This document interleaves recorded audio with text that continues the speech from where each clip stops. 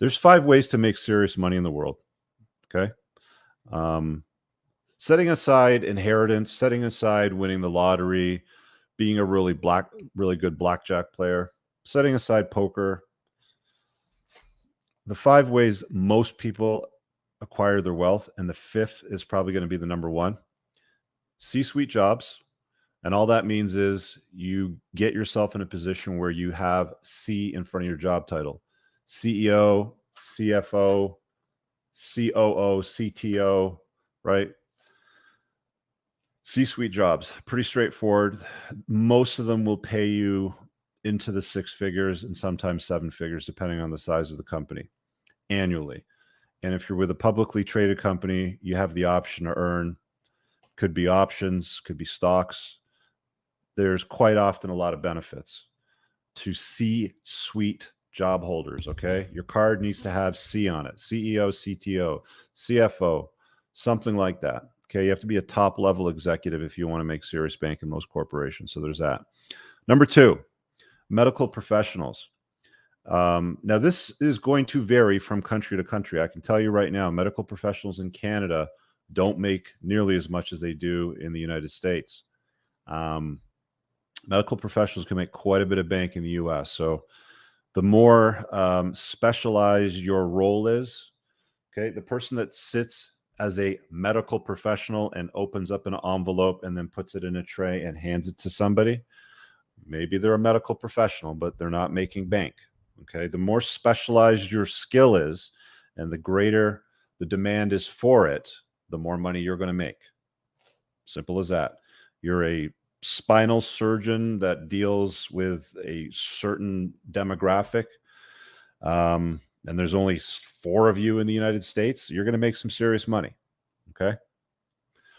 So you can consider that if you like dealing with blood and guts. Not for me. Another one, number 3. So we've got top level sales. You're selling, I don't know, Bugattis, you're selling yachts, you're selling jet planes to private, buyers, to sports teams, to, sheiks in Dubai. I don't care. If you're selling expensive shit, you're making a percentage commission of each sale, of each transaction. Real estate, okay? You're selling, 7, 8 figure, 9 figure real estate. I don't know. Is there a 9 figure real estate out there? Maybe, but you're going to be making some serious ass money. Okay. Top level sales. So if you're extroverted, if you like talking to people, if you like networking, if you see the good, in people, you enjoy their company, top level sales, man, take a look at it. All right. Number 4, top level in STEM. So don't get a worthless degree. Aaron Cleary has a book on Amazon, which you should read, called Worthless Degree. Understand worthless degrees are a waste of your time. Top level STEM is what you want to look at if you're going to go for post-secondary education. You want a university degree, college degree, whatever it's called in your country. If you're science, technology, engineering, math, and another one that's paid really, really well the last few years too is programming, writing code. That falls under STEM, of course, but writing code is a very well paid profession. I've had consults with guys that work at Facebook, YouTube, Google, Apple, high level executives, and guys that write code can make 750,000 USD a year. So if you're in a second or third world country, I know for a fact that Facebook, for example, has recruited a lot of fucking guys that write code from Asia, India, Pakistan, places like that.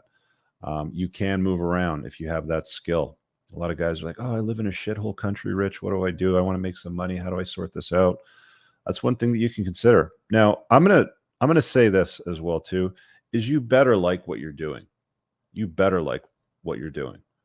Because if you hate writing code, you're not gonna go very far. I'm just gonna say you're not gonna go that far. And the 5th one, my preferred favorite, entrepreneurship. The vast majority of guys that I've met my entire life. Even when I was a kid, I remember I had rich friends. We were the poor people in a rich neighborhood, you know, where I grew up. My parents basically bought the the cheapest house in the most affluent up and coming neighborhood. So I had a lot of rich friends growing up. They drove Jaguars, Mercedes. One of them had a Lamborghini. And I got to tell you, they were all, about 90% of them, entrepreneurs. Is what it is. Okay.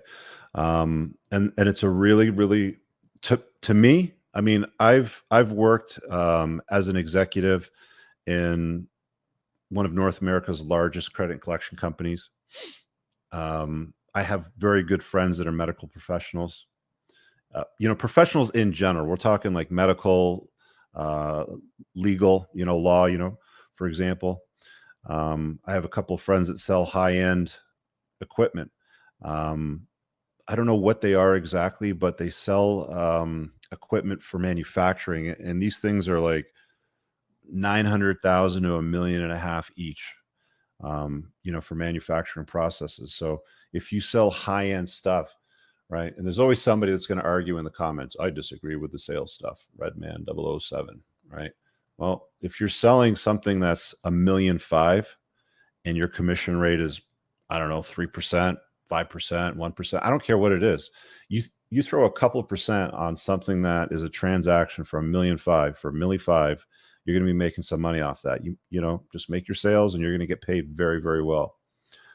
But entrepreneurship, man, I'm telling you guys, I am telling you guys right from the start, if you are clever, if you can solve problems, the most important skill an entrepreneur must possess if they are going to be successful is they must be a problem solver. They must be able to create solutions to problems that show up in their lives. So with that being said, are you a problem solver? Can you get good at solving problems?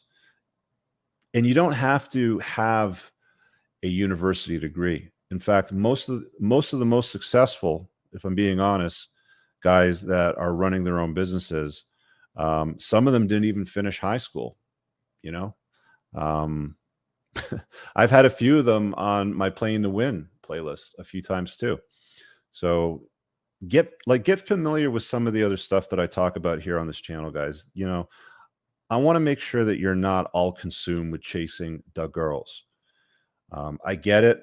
They're pretty, but spending way too much time and resources chasing the girls it gets exhausting to hear.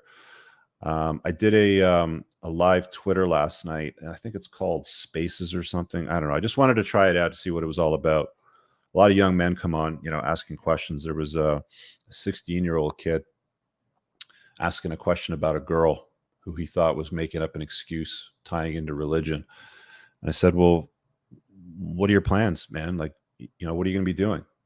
And he had a gig to go play basketball. He wanted to be a basketball player, you know, professional basketball player.